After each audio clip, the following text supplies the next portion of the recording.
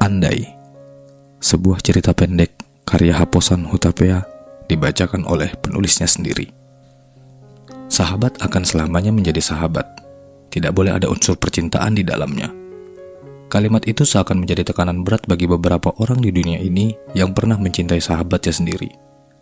Kata siapa sahabat gak boleh jatuh cinta?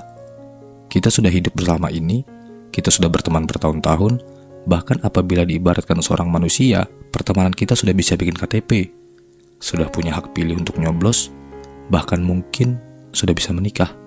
Ucapku setengah memaksa kepada Antonius di sebelahnya yang sedang memandangi langit malam di sebuah balkon restoran tepat perayaan ulang tahunnya ke-30.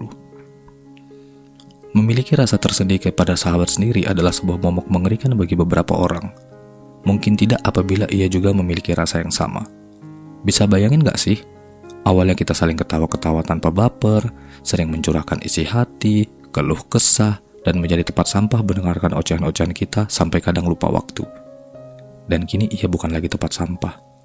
Ia adalah tempat yang selalu ada seperti laci tempat menaruh barang-barang berharga, bisa dibuka kapan saja untuk kembali mengenangnya. Antonius adalah sahabatku sejak SMP. Aku sendiri tidak ingat momen di mana kami mulai mengenal sampai menjadi sedekat dan seakrab ini. Intinya dekat saja. Ia bukan tipe pria idaman bagi wanita-wanita. Tidak juga jelek, hampir ganteng. Mungkin itu kalimat yang cocok untuknya. Kalau ada gosip tentang pria-pria tampan, mungkin Antonius bukan menjadi topik utama. Tetapi orang juga tidak pernah menolak kehadirannya. Kami sering berangkat sekolah bersama. Kadang menggunakan sepeda, kadang diantar jemput ayahnya menggunakan mobil Kijang Krista apabila ayahnya tidak kerja di luar kota. Tidak terlalu kaya, tapi jauh lebih mending ketimbang aku yang hanya punya sebuah sepeda motor untuk dipakai bergantian oleh ayah ibuku. Selepas SMP, aku dan Antonius berniat mengambil sekolah yang sama. Ceritanya sih biar tetap bisa berangkat bareng dan mengerjakan tugas yang sama. Kalau beda sekolah, bisa beda sama sekali pelajarannya. Sekarang, benar-benar hampir setiap hari kami berangkat bareng. Hanya bedanya kami menggunakan sepeda motor, tidak lagi panas-panasan ngejar sepeda atau badan keringatan pas sampai sekolah. Kehidupan kami di SMA perlahan berubah. Antonius menjadi anak band sekolah dan menjadi idola wanita-wanita, apalagi kalau sedang mengadakan pensi. Sentuhan gitar yang ia mainkan berasa seperti panah yang tepat menancap hati wanita. Ditambah lagi gaya yang tengil kalau sedang main solo gitar. Sedangkan aku hanya belajar, sesekali bergaul dengan teman-teman kutu buku lainnya. Ada juga si yang wibu, kadang menggunakan kacamata besar, poni lempar bergaya seperti detektif Conan. Apabila tidak berteman dengan Antonius, mungkin aku benar-benar menjadi tim baris belakang. Tetapi karena ketenaran dia, aku jadi sering ikut nongkrong di kantin dengan artis-artis sekolah lain tentunya. Persahabatan kami bertambah menjadi 3 orang, dengan hadirnya Reza sang vokalis. Aku juga bingung, dari mana rumusnya vokalis bisa akrab dengan gitaris. Bisa dibilang pertemanan kami menjadi lebih seru, karena kelakuan kocak dari sang vokalis yang punya segudang ide untuk membuat kami tertawa. Kenapa anak babi kalau jalan selalu nunduk? Karena dia malu punya ibu babi. Jokes tersebut dilemparkannya di sebuah kafe kopi langganan kami. Beberapa pengunjung mungkin terganggu dengan jokes rendahan seperti itu, tapi kami sangat menikmatinya. Kemeriahan bersama teman-teman baru membuatku tidak minder menjadi kutu buku, karena aku masih memiliki kehidupan yang fun di luar sana. Titip ini buat Anton ya, titip itu buat Reza, buat Okta, buat Dian, bla bla bla bla. Aku seperti manajer mereka saja yang selalu diminta untuk memberikan air minum, dari yang tawar sampai yang berasa-rasa dari fans-fans mereka, ketika mereka sedang manggung. Dasar wanita-wanita gak berani, kesalku dalam hati, tetapi tetap saja kuberikan kepada mereka. Bahkan ada beberapa yang berani mendatangi langsung tanpa melalui aku sebagai perantaranya. Itu baru gokil, pikirku. Ketenaran-ketenaran berlalu, tapi harus diingat kami masih anak SMA, masih harus mengerjakan PR dari guru kami. Seringnya kami mengerjakan di rumah Anton, karena satu alasan, AC. Ruang tamunya ber-AC, jadi sejuk dibanding rumahku atau rumah Reza. Mungkin hanya ada kipas yang bahkan sudah tidak mau menengok ke sisi sebelahnya lagi. Hukum Newton 3. Orang keren pasti bego, kataku mengajak mereka berdua. Karena kalau ada PR, pasti 99,95% adalah hasil kerjaanku. Mereka hanya menulis nama saja. Mungkin sebenarnya mereka pintar, tapi tidak dipergunakan di wadah yang tepat. Buktinya, apabila kami nongkrong sampai malam, mereka bisa membahas tentang ketidakadilan dunia, krisis ekonomi karena faktor A, B, C, dan segala macam, bahkan sampai konspirasi perang dunia bahwa itu adalah propaganda Amerika. Kenapa mereka tidak memikirkan sin, cos, tan, integral, fungsi, peluang, trigonometri, yang jelas-jelas itu ada di depan mata yang bisa membuat mereka tinggal kelas kalau tidak lulus. Kalau kita beli barang gak pakai sin 20, fx, cos 50, apalah itu, celoteh Reza. Apabila kepala kita dipukul seberat 2 kg dengan percepatan 50 meter per sekon, kalau aku ya aku balas lah, mana sempat lagi ngitung-ngitung, timpal Anton membenarkan ucapan Reza. Bandel banget sih dibilangin, omelku. Gede nanti kalian mau jadi apa sih? Reza membuka pembicaraan baru. Aku dulu. Kalau aku mau ngambil jurusan ekonomi, terus kerja di Kementerian Keuangan, jadi aku bisa menganalisis keadaan negara kita dari segi keuangannya. Kan segala sesuatu juga ujung-ujungnya dari ekonomi. Dengan semangat aku menjelaskan impianku saat ini. Aku pengen main musik sih, tapi kayaknya orang tuaku melarang deh. Mereka selalu bilang, mau jadi apa emangnya? Dari 1000 artis, paling cuma 10 yang bertahan bertahun-tahun.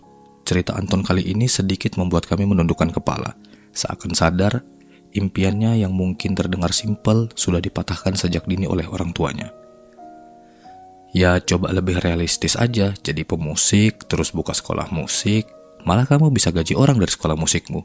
Ucapku berharap sedikit membantu. Nah, kalau gitu aku jadi guru vokal di sekolah musikmu. Reza langsung menyambar cepat berharap bisa menyemangati Anton, namun justru kami menatap sinis ke hadapannya, seakan berkata, rendah banget cita-citamu. Hari demi hari berlalu sampai akhirnya persahabatan kami harus berpisah beriringan dengan perpisahan SMA. Kami bertiga telah memilih jalan kami masing-masing. Aku kuliah di Universitas Negeri mengambil jurusan Ekonomi Pembangunan, Anton kuliah ke Jogja jurusan Ilmu Pemerintahan Sosial Politik. Reza seperti tidak kuliah, ia menghabiskan masa mudanya dari panggung ke panggung. Mungkin sekarang sudah jadi artis kota. Ku dengar-dengar ia juga membuat beberapa lagu dan memiliki kafe kopi sendiri. April 2023. Tar malam nongki yuk di kopinya Reza. Isi WhatsApp Anton singkat. Gas, jemput ya. Jawabku juga tak kalah singkat. Rumahmu masih di situ kan? Masih lah, emang keong bisa pindah-pindah.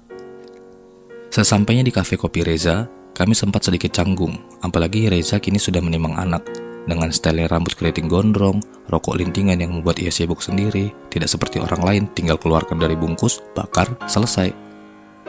Sepanjang cerita kami sangat puas melampiaskan rindu kami yang sudah 10 tahun lebih tidak bertemu. Beberapa kali pernah video call, tapi bertemu langsung benar-benar memberikan suasana hangat. Malam itu ada yang berbeda. Pandanganku terhadap Anton juga berbeda. Aku melihat sosok yang benar-benar dewasa dan bertanggung jawab.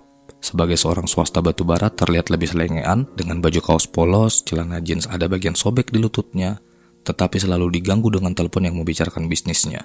Beberapa yang kutangkap membahas harga batu, penjualan ekspor ke India, beberapa terucap kata tongkang, ton, pelabuhan, karena hanya itu kosakata yang ku mengerti. Aku tahu Anton tidak memiliki pasangan. Kulihat di sosial medianya, ia juga beberapa kali berganti wanita, namun tidak ada yang bertahan lama. Aku juga sempat menanyakan, apa kriteria pasangan untuknya? Ia hanya menjawab yang kuat LDR, karena ia harus berbulan-bulan berada di luar kota, bepergian menggunakan pesawat juga hal yang rutin dilakukannya. Beberapa kali aku sering salah fokus dengan caranya berbicara, tidak intimidatif, tetapi selalu menjadi pusat perhatian. Ada sebuah kebanggaan kecil di mana Anton yang dulu bercita-cita bermain musik, sekarang dapat berpikir lebih realistis. Kurasa kehidupan mereka berdua sekarang lebih menggairahkan dibanding aku sebagai pekerja negara yang hidup cukup dari gaji bulanan, memiliki masa tua terjamin, tidak kaya, tapi setidaknya tidak akan kelaparan. Kalian ini umur sudah mau 30, mau ngejar apa lagi? Kok pada betah banget sih hidup sendiri? Padahal udah pada mapan semua. Kali ini Reza si receh menjadi bijak di depan kami. Belum nemu yang pas aja, jawabku. Disusul dengan anggukan Anton menyetujui ucapanku barusan. Tak terasa sudah menunjukkan pukul 11 malam. Aku minta pulang, karena besok harus ke kantor pagi-pagi. Anton pun mengantarkanku. Sepanjang perjalanan pulang, kami bercerita mengagumi sosok seorang Reza yang berani melawan arus dan tetap pada idealisnya dengan bermusik. Kayaknya yang paling gak berubah dia ya, ucap Anton. Iya, tetap aja gila kayak zaman SMA dulu. Keren dia, berani struggle. Kamu juga keren. Hah? Apa? Iya, keren aja. Kupikir kamu bakal berusaha keras bermusik, melanjutkan cita-cita. Ternyata sekarang malah jadi bos besar. Ya nggak nyangka aja. sekarang menjadi Bapak Anton yang hampir setiap hari terbang, terus sibuk ngangkat telepon dengan pembisnis-pembisnis besar di luar sana. Ini ngejek atau gimana nih? Beneran, kamu hebat sekarang. Nanti sekali-sekali aku bawa ke pelabuhan, lihat kerjaanku. Boleh? Jawabku senang. Kamu sampai kapan di sini? Nonton yuk, ajakku. Boleh. Aku seminggu di sini. Kapan? Besok pun hayulah. Deal. Kayak biasa. Jemput ya, jawabku tegas. Anton tidak menjawab, hanya mengarahkan kepalan tangannya ke arahku, dan kusambut dengan adu tos kepalan tangan. Esoknya kami pergi nonton berdua. Aku benar-benar ingin menghabiskan isi dompet Anton dengan alasan tagihan pembayaran tugas dan PR selama SMA. Tetapi seperti uangnya tidak habis-habis. Sebenarnya berapa sih pegangannya? Bedalah memang bos tambang satu ini. Hari itu benar-benar seperti hari privat bagi kami berdua.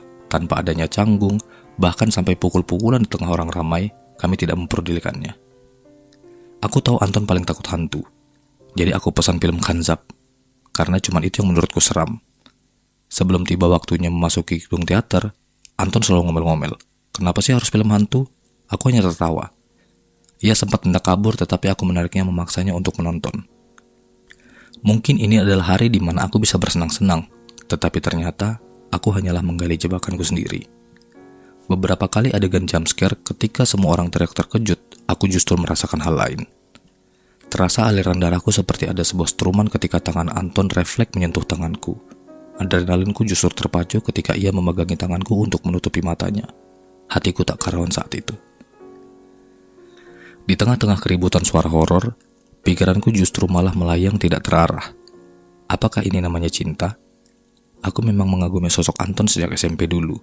Seseorang yang memiliki pendirian namun juga tidak melawan arus kehidupan. Di tengah suasana mencekam seperti ini, terasa keringat Anton bercucur ketakutan di balik telapak tangannya.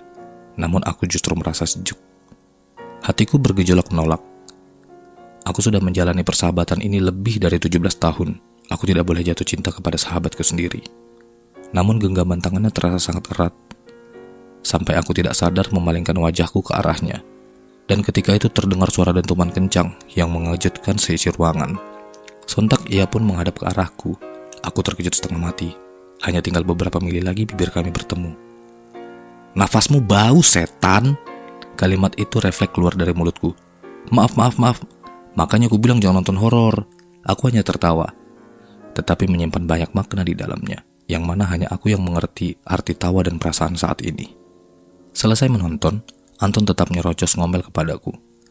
Tetapi tetap kujawab dengan tertawa. Seharian itu kami makan, ngopi, menghabiskan waktu benar-benar quality time. Sebelum pulang, ia mengajakku ke toko baju. Mungkin kalau aku sendiri, toko ini tidak akan pernah masuk dalam list yang akan kudatangi. Gila, kaos kaki 200.000. Bisa buat makan seminggu nih, gerutuku ketika melihat harga. Tadi kan kamu bilang minta bayaran buat ngerjain tugas dulu. Nih aku kasih, ucapnya sambil mengangkat satu set jas dan celana panjang tepat di hadapanku. Cakep nih, tapi buat apa aku pakai ini? Mau jadi mafia? Udah, ambil aja, kalau lambat gak jadi, ucapnya setengah mengintimidasi. Total semuanya 7.800.000, diskon 20% jadinya 6.240.000, mau cash atau debit? Ucap kasir yang setengah mengejutkanku. Pilihanku jatuh kepada satu set jas berwarna biru malam keunguan ukuran L, baju kemeja panjang berwarna biru terang, sepatu pantofel coklat bertali dan dasi berwarna abu-abu. Belanjanku 6 juta lebih. Pikirku dalam hati benar-benar tidak enak dibelikan segitunya. Setelah dibelikan sedemikian banyak belanjaan, aku terdiam merasa bersalah. Hanya bisa memegangi kotak dasi yang muat dalam satu genggaman tangan sepanjang perjalanan di dalam mobil. Ini gak salah sampai segininya, kataku membuka pembicaraan. Loh, apa yang salah? Emang ini urusan kenegaraan yang bolehnya sampai 500.000 aja, kalau lebih dianggap gratifikasi. Tapi kan ini terlalu berlebihan. Jadi gini, Sabtu ini aku mau ngadain dinner, ngundang beberapa orang penting juga, biar cakep dikit lah sesekali, oke? Aku tahu Sabtu ini tepat tanggal 27 April adalah ulang tahunnya ke-30. Namun aku tidak menyangka menjadi salah satu orang spesial yang sampai diperlakukannya sedemikian rupa. Aku menjadi bingung memberikan kado apa, karena yang diberikan kepadaku hampir 2 bulan gajiku. Perasaanku tak karuan. Sesampainya acara di tempat yang ditentukan, aku membawa kado berupa mainan berbentuk orang bermain gitar terbuat dari anyaman besi. Sebesar 2 kali telapak tangan orang dewasa. Ini kado dari aku. Tanpa basa-basi ia langsung membuka hadiah dariku. Dan betapa senangnya aku melihat ia kegirangan menerima hadiah dariku, yang kemudian dipajangnya di atas meja, tepat di depan kue ulang tahun yang menjadi sorotan setiap tamu yang datang. Acara demi acara berlangsung dari pukul 7 malam sampai pukul 10 malam. Aku menghabiskan beberapa makanan dan minuman-minuman yang tersedia. Rasanya seperti di bar eksklusif milik pribadi. Tidak menyangka sahabatku yang selalu bergantung denganku selama masa sekolahnya, sekarang jauh lebih sukses daripada aku, bisa mengadakan acara seperti ini. Inikah rasanya menjadi orang kaya berat? Di depan panggung kulihat Reja dan bandnya asik menyenandungkan lagu-lagu dari dalam negeri hingga mancanegara. Style Reja saat itu juga terlihat asik sekali dengan gaya retro, baju bergaris dengan suspender yang mengikat di kedua bahunya. Anton benar-benar menjadi orang hebat sekarang.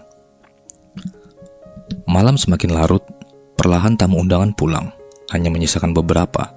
Mungkin keluarga, ada juga rekan-rekan kerja yang terlihat sangat internal dan sahabat-sahabat orang tuanya. Aku duduk di rooftop sendirian, dengan beberapa orang yang juga di sini. Aku tidak mengenal siapa mereka, mungkin 2 atau 4 orang. Terdengar suara langkah kaki setengah tergesa menghampiriku. Aku tahu siapa ia. Aku langsung berputar menghadap ia dan berkata, "Sekali lagi selamat ulang tahunnya, acaranya keren."